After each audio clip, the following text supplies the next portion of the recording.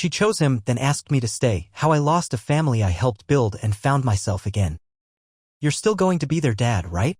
That's the sentence that snapped me clean in half. No build-up. No soft landing. Just her voice, quiet and casual, like she was asking if I remembered to take out the trash. She stood there in the kitchen, her arms folded, wearing that threadbare hoodie she always slept in when she was mad. Except this time she wasn't mad. She looked tired. Like someone who'd already packed up her feelings and moved on. Meanwhile, I was still holding a wet cereal bowl. Water dripping onto my socks. Let me back up. I met Carly 3 years ago at a mutual friend's backyard barbecue. She had a laugh that made people turn their heads and a chaotic sort of energy that somehow made a room feel more alive. She had 3 kids, 2 girls and a boy, and a history that could fill a novel, but she owned it. No sugarcoating, no damsel in distress act. Said she didn't need saving, just a teammate. And me? I'd spent most of my life waiting for someone to choose me. So I signed up. We moved fast. Not recklessly, just fast. Within a year, I'd gone from guy with a decent job and a bachelor pad to weeknight soccer practice and bedtime stories about dragons. Her youngest, Max, once drew a picture of our family stick figures with me holding a giant slice of pizza and labeled me Dad Number 2. I nearly cried in the car after. That kind of love from kids who don't have to love you? It hits different. So when Carly asked me to marry her, yes, she asked, I didn't hesitate. Buttering anyway, though. I wanted to do it right. We started making plans, picked a date, even joked about putting finally on the invitations since we'd already been playing house. And then, Marcus. The ex. The father of her kids. The guy I'd heard about in bits and pieces, mostly through the stories she shared when she needed to vent. I knew he'd left when their youngest was still in diapers. I knew he came in and out of their lives like a sitcom character with terrible timing. But what I didn't know, what I never expected, was that she was still tethered to him in ways I couldn't see. 2 weeks ago, I noticed her texting more. She'd tilt her phone away when I walked into the room, laugh a little too hard at messages. I figured it was stress. Planning a wedding, managing a household, working part-time, who wouldn't be fried? But then she started acting distant. The good morning kisses got shorter. Her side of the bed stayed cold longer. And one night, she said she was going to her sister's and didn't come home. She came back the next morning, eyes red, voice flat. Told me she'd been with Marcus. Told me they needed closure. And then, like it was the next item on a grocery list, she said she was getting back together with him. I think I just stared at her. Not in anger, there wasn't room for that yet. It was like someone had taken the volume out of the world. Everything was muffled. All I could hear was my heart doing something it had never done before, slowing down. Like it didn't want to be in the room anymore either. And then she dropped the line. That one sentence that still rings in my head like a bad chorus. You're still going to be their dad, right? As if nothing else had changed. As if ripping me out of her life didn't mean cutting out my place in theirs too. As if my love for them was a faucet she could turn on and off depending on her relationship status. I didn't answer right away. I couldn't. I just looked at her, really looked at her, and realized I didn't recognize the person standing in front of me. Not the Carly who danced barefoot in the kitchen with pancake batter on her cheeks. Not the woman who once cried when Max called me Dad for the first time. No, this was someone else entirely, someone who could break a family and still ask you to stick around to clean up the mess. So I asked her something. Why? She blinked. Why what? Why tell me like this? Why now? Why not before you let me fall in love with all of you? Her answer? A shrug. A tired sigh. And then she said, I didn't plan it. It just happened. And there it was. The moment I realized love, no matter how pure or patient or persistent, doesn't always win. So I stood there, socked feet soaked, heart cracked wide open, and faced the first real decision of my adult life. Stay in the kids' lives half there, part-time, always looking in from the outside, or walk away completely and let them hate me for leaving. Neither option felt like a win. But I had to choose. And I only had a heartbeat to make the call. I didn't leave the kitchen for over an hour. She went upstairs after dropping that line, you're still going to be their dad, right? Like it was just a little postscript to the breakup speech. I heard the bedroom door click shut, followed by the quiet thud of her suitcase hitting the floor. I stood by the sink, surrounded by dishes we'd both pretended weren't piling up for days. There was spaghetti on the stove, now cold. Max had picked the music for dinner, some cartoon theme on repeat. It was still playing in the background, light and bouncy and absolutely wrong for the moment. How do you even start to unlove a family? Because that's what they were to me. Not just her kids. My kids. I'd gone to parent-teacher conferences, helped build dioramas out of cereal boxes, memorized which stuffed animals had to be in bed before anyone could sleep. I knew Mia got nightmares if the hall light wasn't on. Knew Olivia liked to sit in the back seat behind me so she could drive too. Knew Max had a mole on his shoulder and a habit of whispering apologies to bugs he stepped on. And now? Now they'd wake up in a house that was suddenly missing a person. And she wanted me to still, what? Pick them up from school? Tuck them in like nothing changed? Be dad without the home, the title, the right? I sat down on the kitchen floor. Not even a dramatic collapse, just a slow, tired slide down the cabinet door. My back hit the wall and I stared at a magnet Mia made in kindergarten. It was crooked and glittery and spelled out family in purple letters. No, just family. I picked it off the fridge and held it like it could explain something. That's when the tears hit. Not big, sobbing ones. Just a quiet, constant leak like my body was trying to drain out everything all at once. And it wasn't just about Carly. That betrayal was sharp, sure, but quick. A single clean cut. This other pain, this deep ache that settled into my ribs, that was from the kids. From the fact that they hadn't chosen any of this and they'd lose me anyway. I wanted to be angry. Anger would have been easier. Righteous. Sharp-edged. But all I had was grief, the kind that doesn't even know where to land. Was I grieving a breakup? A divorce that never happened? A family I'd poured myself into without a single blood tie to anchor me there? That night, I didn't sleep. I moved to the couch, still fully dressed, and stared at the ceiling until the sun came up. Around 7 a.m., the pitter-patter of feet hit the stairs. Olivia, her hair a wild halo of tangles, came into the room clutching her unicorn blanket. Mom said you're staying here still, she said, rubbing one eye. But you didn't come say goodnight. I sat up. My voice cracked when I answered. Sorry, Liv. I didn't mean to miss it. She just nodded and climbed up beside me. No questions. Just curled into my side like nothing had changed. That crushed me more than anything. I realized then that if I left, they'd think I was the one who gave up. That I was just another grown-up who disappeared when things got messy. And maybe I could have lived with Carly thinking that. But them? No. That felt unbearable. So I asked myself the impossible question, could I stay just for them? Could I show up, show love, and keep pretending like it didn't break me to walk into a house where I wasn't welcome anymore, not as a partner, not as a man with a key to the future, but as a familiar ghost still hanging around for the kids? It felt noble in theory. It felt like slow death in practice. But I still hadn't said no. I still hadn't walked out. Not yet. The day I made the decision, it rained. One of those cold, steady rains that seeps into your bones no matter how many layers you wear. The kind of rain that turns everything gray: rooftops, trees, even people's moods. Carly had already moved most of her stuff out. She said Marcus had a house now. A backyard. A trampoline. That's what the kids had been promised. I guess betrayal goes down easier with a bounce. She left behind a few boxes in the garage. Mostly stuff that didn't matter. A chipped coffee mug, old mail, a photo album I'd made for our first Christmas together. I sat in the garage staring at that album like it might blink or speak.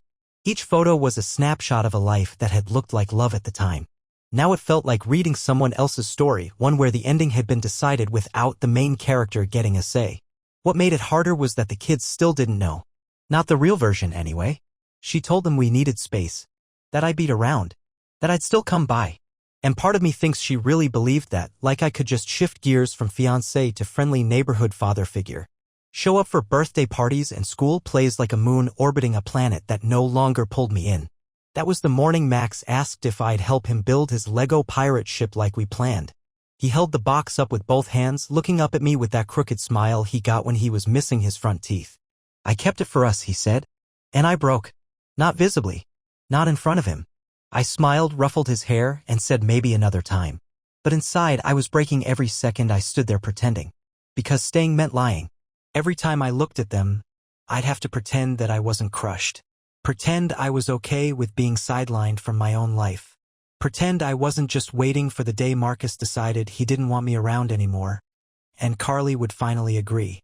That night, after they left for a family dinner at Marcus's place, I packed my own bag. One duffel. Just the essentials. I'd been living out of boxes emotionally for weeks anyway. I left the house key on the kitchen table next to a note. Not to Carly. To the kids. I didn't know what to say, so I told the truth. That I loved them. That I didn't stop because grown-ups made bad choices. That not being there didn't mean I forgot them. That none of this was their fault. I folded the note in thirds and put a little drawing of our stick figure family on the back. The one Mia had drawn. Then I walked out. No fight. No final conversation.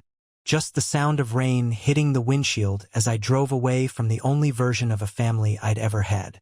And that's the line I drew. I wouldn't let her rewrite my role into something convenient. I wasn't going to be their backup dad, their emergency contact, their sometimes Sunday visitor. Love doesn't live on the porch waiting to be let in. Felt like walking off a cliff. But sometimes the only way to find out you've got wings is to fall. I didn't know what came next. I just knew I couldn't stay where I wasn't allowed to matter. The first message came through 2 days after I left. It was Mia. Short. Innocent. Are you coming to my art show Friday? That one hit me square in the chest. I just stared at it for a full 5 minutes, like maybe if I stared long enough, the right response would download into my brain.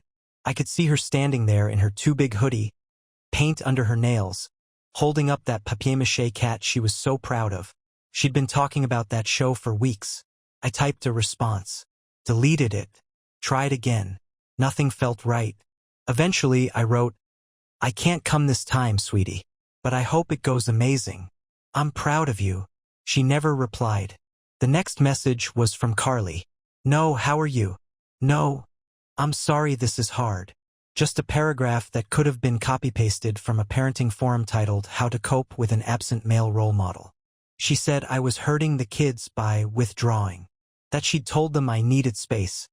But they were confused and sad. She asked if I could come by for movie night. Said they missed me. Said this didn't have to be so final. Final. Like I was the one who walked out of the relationship, not her. Like I was being dramatic for reacting to being cheated on and replaced like an outdated appliance. I reread her message and the only thing I could think was, she still doesn't get it. And that's when I realized what role I'd been cast in now. I wasn't the man who raised her kids for 3 years. I wasn't the guy who stayed up with them through stomach bugs and nightmares. No, I was the bitter ex, the runaway, the adult who abandoned them. In their story, I was the villain now, and I couldn't stop it. That week, I started hearing from mutual friends. Little things. Hey, heard you and Carly split. Hope you're okay. Or worse. Did you really just ditch the kids like that? Turns out Carly had been busy shaping the narrative. She was heartbroken, devastated. She said she'd made a mistake. But I'd taken it too far. Cut all ties. Abandoned the family. And maybe the worst part? Some people believed her. I mean, why wouldn't they? She still had the kids, the house, the community ties. I was the guy who disappeared, the one no one really knew outside of birthday parties and PTA meetings. People assumed I just couldn't handle being a real dad, that the pressure got to me, that I bailed. No one asked what it was like to watch your future get rewritten without your consent. No one asked what it felt like to have a kid call you dad, and then watch that title get revoked overnight. But hey, the kids were adjusting, Carly said. Meanwhile, I wasn't sleeping. I'd moved into a tiny rental, half-furnished with a flickering porch light I never bothered fixing. I lived like someone recovering from surgery. Quiet, careful, numb. I'd go to work, come home, sit in the silence, and wonder if I was a terrible person. That's what guilt does. It doesn't just whisper in your ear. It drags a chair up to the table and eats every meal with you. I started seeing their drawings in my dreams, their little voices echoing from memory. Olivia asking if I'd read her just one more story. Max holding up a Lego piece like it was treasure. I missed them so bad it physically hurt. But I also knew if I went back now it would break me in half. Because I wouldn't be returning to a family. I'd be a guest in a life I helped build, only to be told I didn't own any part of it anymore. And yet, Friday came. Mia's art show. I parked across the street from the school and watched from my car. Saw her walking in with her backpack slung over one shoulder, her hair in a braid. Carly was there too, holding Max's hand. Marcus trailed behind them. And that was the moment. Not the betrayal. Not the messages. Seeing him walk in next to them like he'd been there all along. Like I'd just been keeping the seat warm. And me? I was watching from the car. Like a stranger. It was a Saturday. I remember because I was finally doing laundry, the real kind, not just rinsing out a shirt in the sink because I'd run out of clean ones. I had a playlist going, the kind of songs you only listen to alone, the ones you don't admit you know every word to. Then came the knock. Not a text. Not a call. A knock. It stopped the music, the air, me. Because in my new life, nobody just dropped by. I wasn't listed anywhere. New address. New lease. No shared mailbox. I hadn't even told my coworkers where I lived. I opened the door and there she was. Carly. Hair pulled back in a messy bun, like she used to wear it on Sundays when the kids wanted pancakes at 7 a.m. She looked smaller somehow, like the weight of holding everything together had finally gotten to her. I noticed the circles under her eyes before she even said a word. Can I come in? She asked, and her voice, it was the same, but the tone was unfamiliar. I didn't move. She glanced behind her, like maybe she expected a camera crew or a friend to jump out and say this was all a social experiment. I shouldn't be here. I know. She didn't finish the sentence.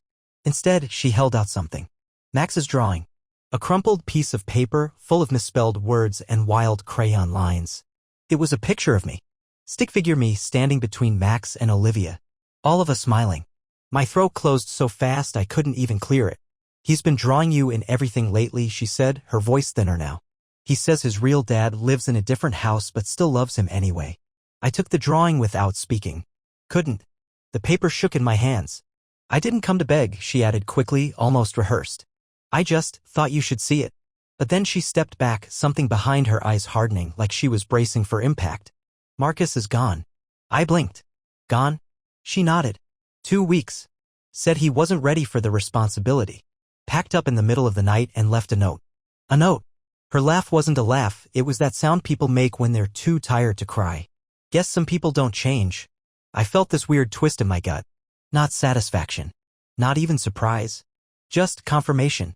Like watching a puzzle fall into place you didn't want to solve. She kept going. The kids are confused. Hurt. They think everyone leaves. There it was. The bait. The line tossed out just gently enough. Not a plea.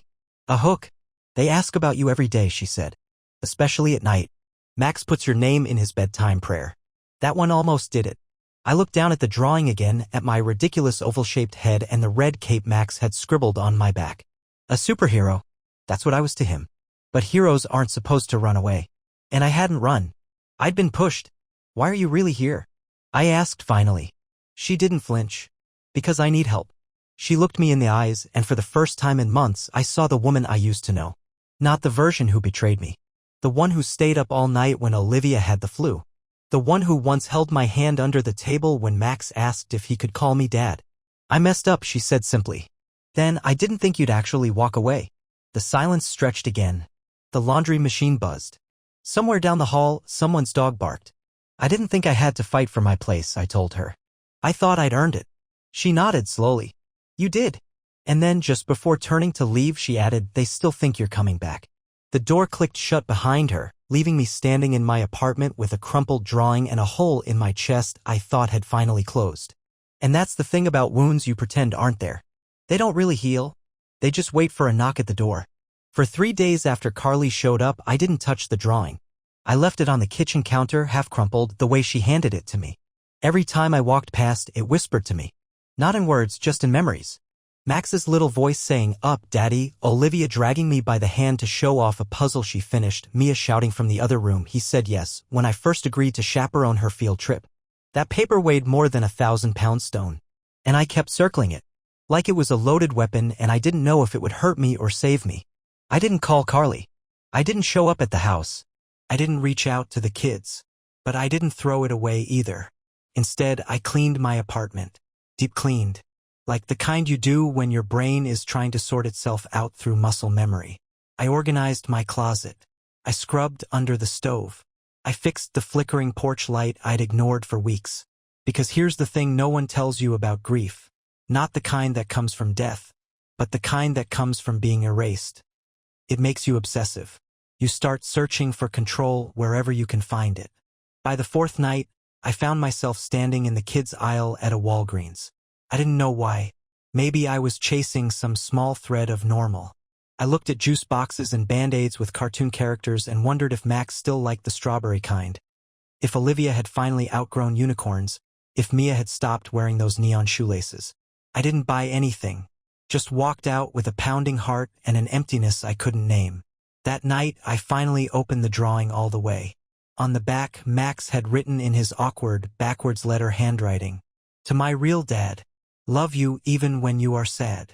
I don't remember sitting down, but I found myself on the floor again, just like that night in the kitchen, holding a piece of paper like it was the only proof that I had ever mattered.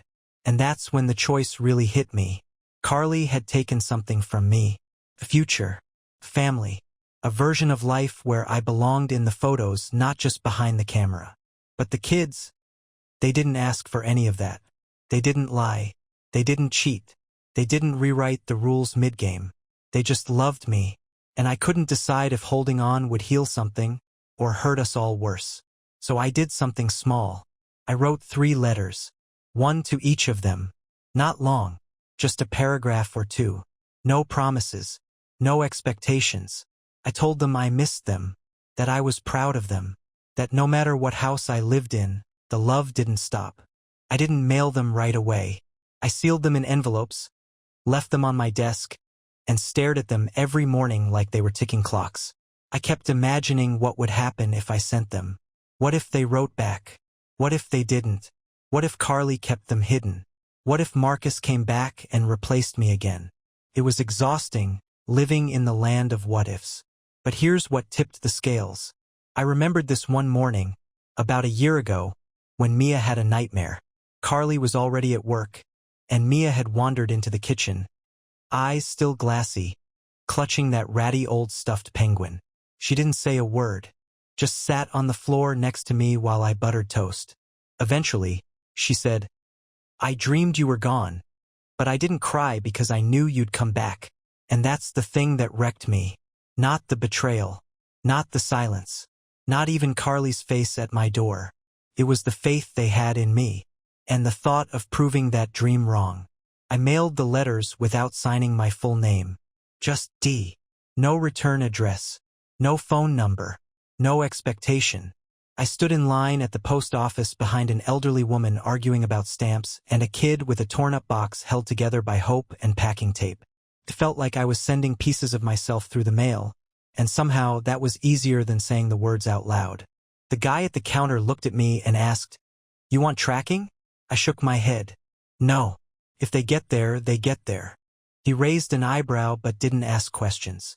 Just stamped the envelopes and slid them away like they weren't carrying my whole heart in them. I walked out into the sunlight, not expecting a miracle, just needing to do something. Some proof that I hadn't disappeared, that I hadn't stopped caring. I just stopped pretending I was okay. Days passed, then a week, then 2. No reply, no knock, no return fire from Carly, no furious texts accusing me of confusing the kids, no tearful calls begging me to come fix what she'd broken. Just silence, which somehow hurt worse. I told myself I'd made peace with it, that I wasn't waiting, but that was a lie. I checked the mailbox every day like it might deliver something that couldn't be written. I watched every unknown number on my phone like it might be one of them calling from a school office. And still nothing. Then, one Tuesday afternoon, I came home from work to find something small tucked into my screen door. A drawing, folded in quarters, shaky and smudged. Crayon. No envelope. It was Max's handwriting. "Thank you for my letter. I miss you too. Olivia says hi. Mia says she still wants to show you her painting." Below that, he'd drawn 4 stick figures again. This time, I was standing beside all 3 of them. No Marcus. No question mark floating over my head like last time. Just me. I stood on the porch holding that paper like it might dissolve. There was no note from Carly. No apology. No warning. No permission. Just the drawing. And that said everything. I went inside and sat on the couch, the same one I debated throwing out when I moved. It was stained and sagging, but familiar. It had seen the worst of me and hadn't given up. Kind of poetic, really. I put the drawing on the table in front of me. Just stared at it for a while. And then I realized I didn't want back what I'd lost. Not the relationship. Not the illusion. Not the front row seat in someone else's drama. But I wanted them. Not as some desperate grab at closure. Not to prove Carly wrong. Just because? I still love them. And love at its best isn't about getting what you want. It's about showing up even when it's uncomfortable. It's about being the safe place, not the loud one. So I pulled out a notebook and started writing again. Not letters this time. A plan. How I could be in their lives without re-entering Carly's orbit. Maybe as a pen pal. Maybe a Saturday morning call. Maybe a visit supervised by a school counselor. I didn't know yet. I just knew I wasn't going to disappear quietly into the background and call that healing. I wasn't trying to be the hero anymore. I just didn't want to be a ghost. And somewhere deep inside, a voice, steady this time, not shaking, said, "Start where you are." So I did. The knock came on a Sunday morning. Not the kind that makes your heart race, just a few polite raps, the kind you half ignore if you're not expecting anyone. I was still in sweats, coffee halfway made, flipping through channels with the kind of commitment only a man avoiding his own thoughts can manage. I didn't think twice as I opened the door. Then I froze. Mia. Not Carly. Not a delivery. Not a memory. Mia. She was older somehow. Not by years, it had only been a few months, but in her posture. In her eyes. Like life had been happening too fast and she was trying to hold on to the parts that still made sense. "Hey," she said, quiet. Her backpack hung off one shoulder and she was holding a rolled-up poster like it might shatter. I opened the door wider without saying a word. She stepped inside and looked around like she was seeing it for the first time, my little place with the thrift store lamp and couch that still dipped in the middle. "I took the bus," she said, like it needed explaining. "Mom doesn't know I'm here." That sentence hit harder than I expected. Not because she snuck out, but because I was still someone worth sneaking out to. She sat on the edge of the couch, didn't ask for anything. Just unrolled the poster and held it up. It was her painting. The one from the art show. It was abstract, wild colors, rough brush strokes, confusing, beautiful, kind of like our entire story. But in the middle, in pale gray, was a shape. A small silhouette of a person. Not front and center. Not spotlighted. Just there. "That's you," she said, nodding toward the figure. I didn't know what to say. My voice felt miles away. She shrugged, trying to act like it wasn't a big deal. "I wanted you to see it in person. Letters are cool and all, but this is different." I cleared my throat. "It's beautiful." She smiled, small but real. Then, "Max said you wrote him back." "Olivia, too." "I did. They keep your letters in their dresser. Max reads his out loud sometimes. Like a bedtime story." That one nearly wrecked me. We sat in silence for a minute. Mia looked down at her shoes. "I know you're not with Mom anymore," she said. "And I get it. She messed up. But that's not really the part one care about." I tilted my head. "What part do you care about?" She looked at me then, straight on. "I just don't want to lose another person. No drama. No big speech. Just that." It gutted me. Because she said it like someone who's already lost more than a kid should have. "I'm not going anywhere," I said before I even realized the words were leaving my mouth. She nodded slowly. Like she'd been waiting to hear it but didn't quite trust it yet. And honestly, I didn't blame her. She stayed for about an hour. We didn't talk much. We made grilled cheese and watched a show I didn't understand, but she quoted every line like it was scripture. At one point, she kicked her shoes off and curled up in the corner of the couch like it was hers. It kind of was. When she left, she didn't hug me. Just looked back and said, "Next time, I'm bringing them too." Not if when. That night, I didn't write any more letters. I didn't pace. I didn't stare at the fridge hoping for answers. I just sat there looking at her painting on the wall. And for the first time in a long time, I didn't feel like a visitor in my own story. I felt anchored. It didn't happen all at once. There was no grand reconciliation. No courtroom custody battle. No dramatic porch light scene where Carly sobbed and begged me to come home. Honestly, I wouldn't have shown up for it if there was. What happened instead was smaller. Slower. More real. A month after Mia showed up, I started seeing the kids every other Saturday. Not formally, no legal agreements, no court orders. Just me meeting them at the library or the park. Sometimes the arcade if I could stomach the noise. We kept it simple. No big promises. Just time. Carly never said much. She'd send a quick, "They'll be there at 10" text and nothing else. I think we both knew we didn't need to rehash everything. The wreckage was already behind us, smoldering in the rear view. There wasn't anything left to explain. And that was fine by me. Because this wasn't about her anymore. It was about them. The first time Max ran to hug me again, it felt like being forgiven for something I hadn't meant to break. The first time Olivia brought a drawing with all our names on it, including mine, I nearly lost it in the Target parking lot. And Mia? She still didn't say much. But she always showed up. Always noticed if I was quieter than usual. Always asked questions that felt more like tests. Do you think you'll ever move away? Do you ever miss us when we're not there? Are we still your family? Yes. Every time yes. And each yes was a brick in the bridge back to them. I never moved back in. Never asked to. Because this new version? The one where I existed outside their address but inside their hearts? It was enough. Honest. Earned. That was all I ever wanted. I still have my life. My apartment. My job. My Saturday mornings where I sit in silence with a cup of coffee and no cartoons in the background. But I also have a new photo on my fridge. A recent one. Max is making a weird face. Olivia's mid-blink. Mia's doing that teenager thing where she's smiling but pretending not to. I'm in the middle. Just there. Not front and center. Not the hero. Not the ghost. Just a part of the picture. A few weeks ago, Mia handed me a sealed envelope. Said I couldn't read it until I got home. Inside was a handwritten note, messier than usual. Some of the words were crossed out.